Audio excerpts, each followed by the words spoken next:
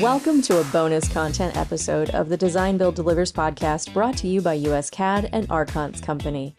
I am Erin Looney. Now, I'm not going to lie to you, I am not at my best today, recovering from a surprise surgery.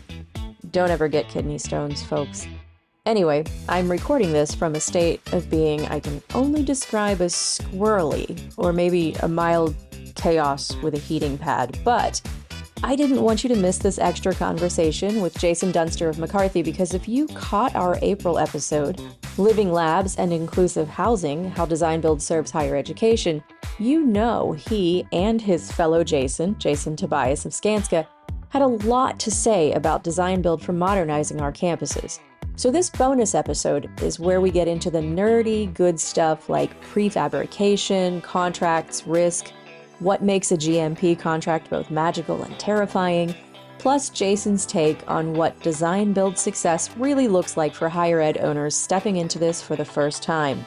And hey, if you happen to be sitting on your own award-worthy project, not sitting on a heating pad like me, DBIA's Project Team Awards are still open until May 30th. Learn more at dbia.org. Let's get to it. Well, we've talked a lot about how effective design build can be in modernizing or in expanding higher education facilities.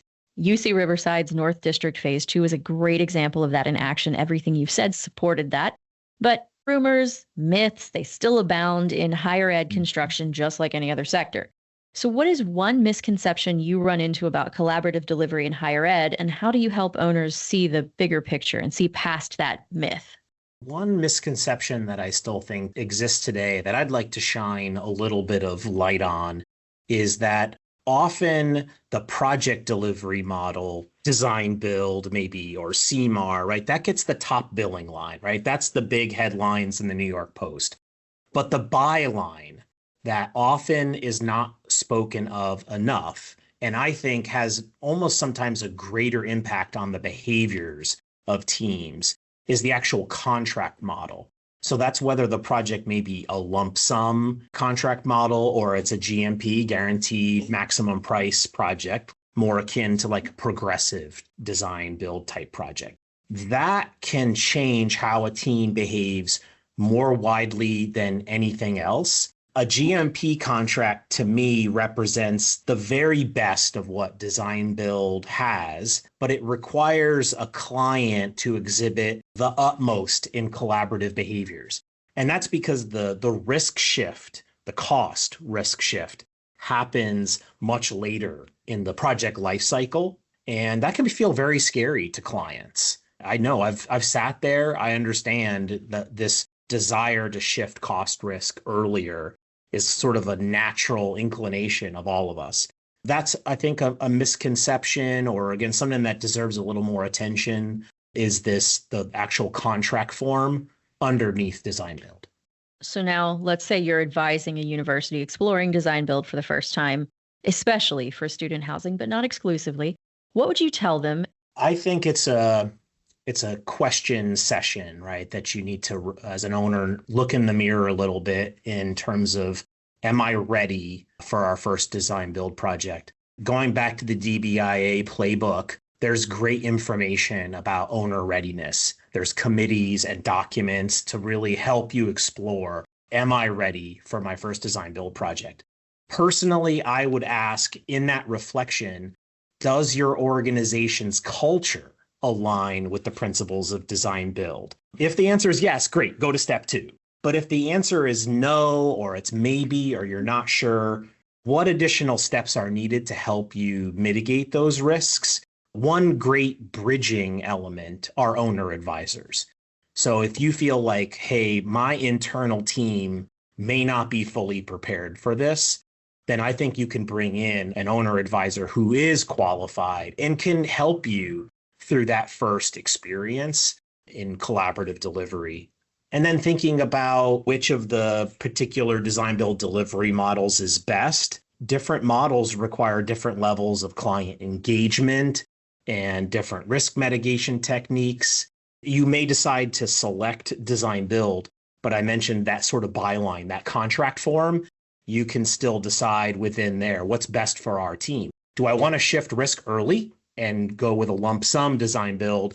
Or is my group open enough to allow a GMP type contract form? This is the Speculate Wildly segment. We're Yeah. going to rub up the crystal ball. What do you see coming next for design build in higher education? And are there any innovations or big shifts you think we're going to be talking about 5 years from now? One of the top ones in terms of where I see the future going, and that is progressive design build. We know that even if there is an energy level at DBIA related to that, it takes ultimately years, right, for it to work its way through various jurisdictions. If I may just take a quick tangent, is I sometimes take design build for granted. And I realize now that it takes DBIA hundreds, if not thousands of hours every single year advocating and lobbying at the state level to allow us to do this great delivery model. I no longer take that for granted. And the same thing now will occur with progressive design build, right? We're going to have to advocate and lobby around the country to make sure that we can practice this everywhere we go. I think there's still some time that's going to take, right, for that to permeate its way around the country. And then I think the other thing that I'm seeing is very different models of financing that are now available to clients, whether it's P3 or introduction of grant funding. I'm seeing clients do very interesting mixes, reverse P3s, you name it. There's all sorts of jargon. Those will run parallel to the cyclical nature of our industry, right? And funding sources. There's times where state and federal governments are pushing money down through, right, to fund higher education projects. And then there's other times where it's not happening. So we're going to need to sort of react to those cyclical moments in time. And so clients are coming up with these alternate procurement methods that will speak to the financial moment in time that we're experiencing. So a little story time again. When I first started at DBIA, I went to this event where I learned about prefabrication in construction for the first time, I'll admit. And my uneducated reaction was, why don't we do this all the time? Well, I've learned since then it's a lot more common than I thought that day, and prefabrication comes in a lot of different forms. And in ND2, your team used more than 6,800. These are some big numbers we've been talking about today. 6,800 prefabricated wall and floor panels to speed up structural work. How did that decision align with design build best practices, and what did it take from your team to make that happen efficiently? I'm hearing the word prefabrication at all types of events that I'm going to in our AEC industry. It really is the talk as of late. And the first thing that I would say is prefabrication needs to support the project objectives. You can't just say prefabrication to a client or a design team or a contractor just for prefabrication's sake. You shouldn't do prefabrication unless the conditions of satisfaction, the schedule, the project goals and vision support that. On this project, it did, and it took a tremendous effort from the entire team to deliver what I believe is going to be the fastest student housing project ever built. That's a big statement, but looking at the production rates, I think it sets a new bar for how fast a project can be delivered. And that was one of the driving goals of the project. And that tied back to our earlier conversation about semesters and being one day late is a year late. We couldn't risk that, so we needed to go fast. We talked a little bit how we envisioned it being built out of wood originally, and we pivoted, and it was this prefabricated panel system that was selected with the entire team. Briefly, I'd say, well, what was it, right? So we called it CFS panel system. So that's cold form steel panelized system.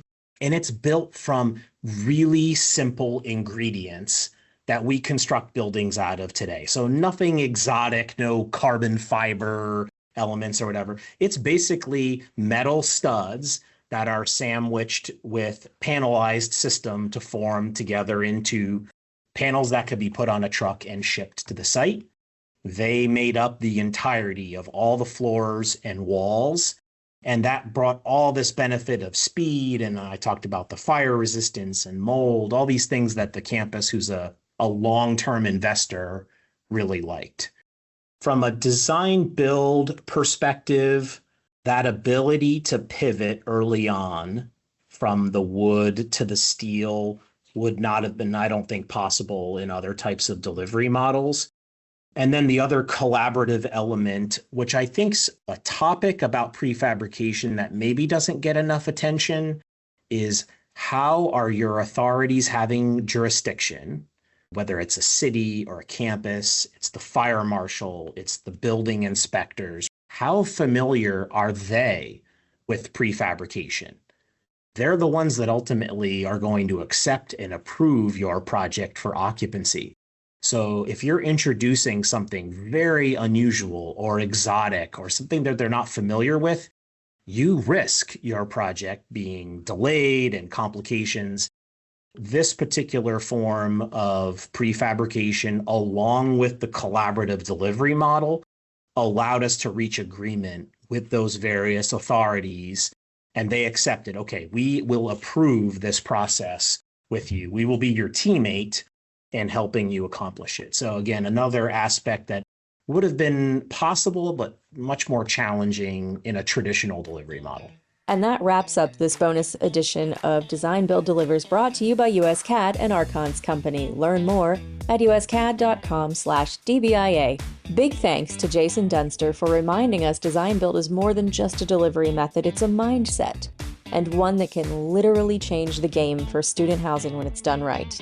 If you haven't listened to the full April episode yet, Living Labs and Inclusive Housing, How Design Build Serves Higher Education, that is your next stop. We talked with Jason and the other Jason, Tobias of Skanska, about 2 award-worthy campus projects that push the boundaries of what design build can deliver.